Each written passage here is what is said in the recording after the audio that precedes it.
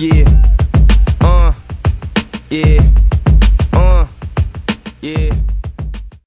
The year is 1945, the Nazi regime is falling. In his final speech, Hitler addresses the nation about a recent experience. Wir wollen nicht lieben und wollen nicht spenden.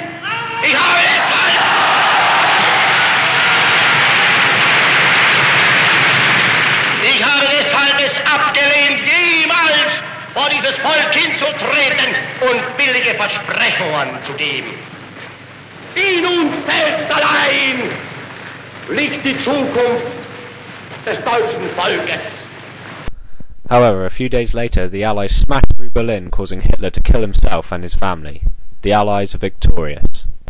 But how did it go from this to this?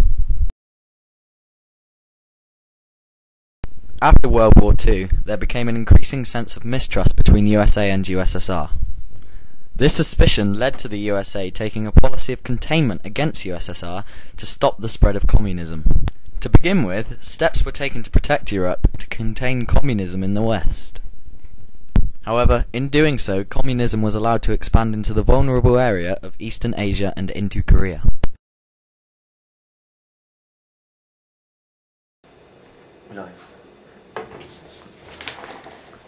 And in a controversial move, the USA and USSR have split Korea down the 38th parallel into two regions now known as the People's Republic in the Communist North and the Democratic Republic in the South. We've got an expert in to discuss the issue. Welcome to the show, Bill. Thanks. Well, Clive, this move has shocked the average Korean citizen. Has this split been for the good of the country, or is Korea just a pawn in the chess game between two superpowers? Well, that's a very insightful statement there. I really don't know. Can you elaborate on that? As you well know, Clive, the USA has adopted a policy of containment towards the USSR and is also aware of Stalin's goal to control Japan. Now the USA sees Korea as a bastion. A bastion. Did we get that bastion? That's probably a key word there. Bastion, fantastic. Anyway, a bastion between Japan and Communist Russia. Therefore, it was important that the USA kept some control in Korea, and therefore the split was agreed. So, is this a good move for Korea? Korea in itself, no. We must evaluate the ideologies of the superpowers. The Communist North will clash with the Democratic South, and unification will become impossible, and it can be predicted that the situation could escalate into conflict if the circumstances do not change. So, what of Kim Il-sung and Syngman Rhee? Interestingly, it appears that both leaders are claiming leadership of the whole country.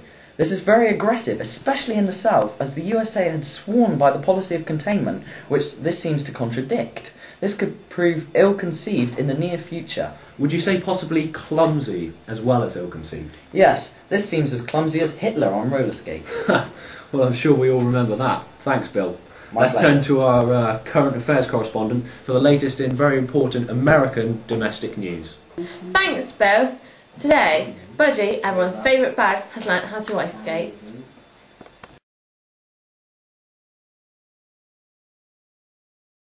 In 1949, the USSR detonated the atomic bomb for the first time, thus removing America's monopoly over nuclear weapons. This was 4 years earlier than US intelligence had predicted. Of course, this changed circumstances in Korea, as now the North was less fearful of the South and in a stronger position to take action. Realizing this, America decided to extend the Truman Doctrine to Asia to protect these areas such as Korea, which angered the North. Furthermore, they increased spending on defense in South Korea, suggesting aggressive action, which could be seen to lead towards the resulting conflict.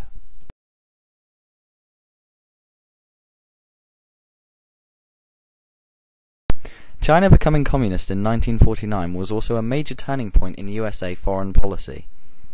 The USA became afraid of a theory known as domino theory. They felt that if China fell, Korea would be next, and then other countries would follow suit and conform towards communism, rather like a row of dominoes.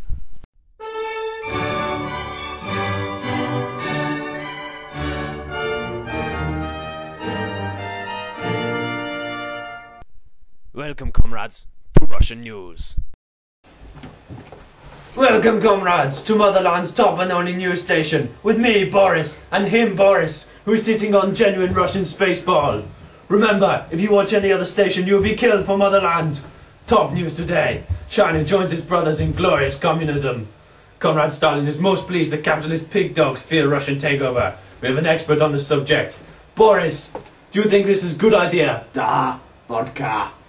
Words worthy of our glorious motherland, comrade. Now that China has joined us, it is only a matter of time before Korea, Japan, Vietnam, Sweden, Ireland and Canada join us in glorious communist regime and party all night long. What do you say to this, Boris? Da, Karova, Koska, Stalingrad. Communism expansion will not be contained by capitalist big dogs. Stay tuned for more updates, or we will find you. Long live motherland. In other news, Boris, everyone's favorite Russian bear, has learned to water ski.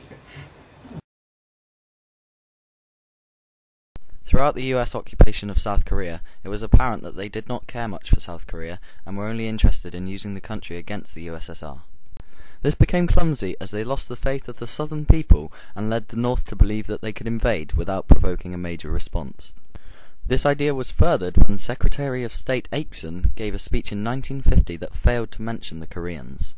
My fellow Americans, today I'm going to talk about the threatening spread of the communist bear, Boris, into Asia. To prevent the further spread of communism, it is up to us to protect the area from the vile disease that is communism.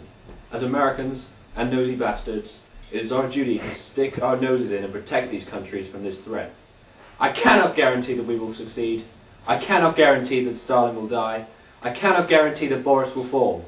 But I can guarantee that Japan, Vietnam, Laos, Iraq and Cambodia will receive every possible means of help from the American people. As a main threat, we see the USSR trying to extend into Burma, and we will do everything within our power to help them and their people stay free of communist rot. Are there any questions? But what about Korea? Fuck Korea.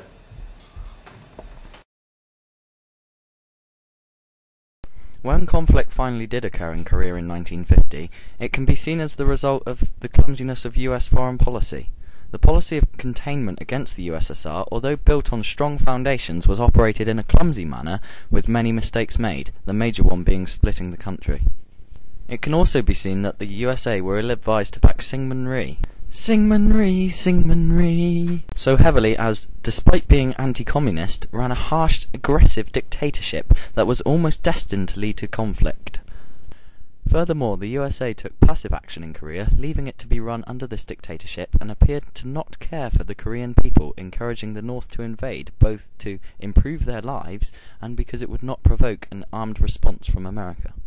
Therefore, although their base policy of containment was sound, the clumsy and ill-conceived decisions that the USA made throughout the period 1945 to 1950 can be seen as a cause of conflict in 1950. Had these ideas been more refined, it can be argued that direct conflict could have been avoided.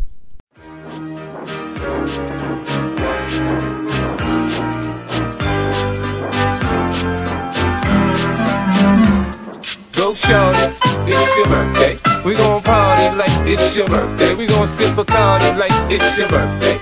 And you know we don't give up, cause it's your birthday. You'll find me in the club, bottle full of bug. Mama, I got what you need if you need to fill a buzz. I'm in the having sex, I ain't in the making love. So come give me a hug if you're in there getting rough. You can find me in the club, bottle full of bug. Mama, I got what you need if you need to fill a buzz. I'm in the having sex, I ain't in the making love. So come give me a hug if you're in there getting rough. When I pull up out front, you see the Benz on dub. When I roll 20 deep, so it's drama in the club. Now that I roll with Dre, everybody show me love.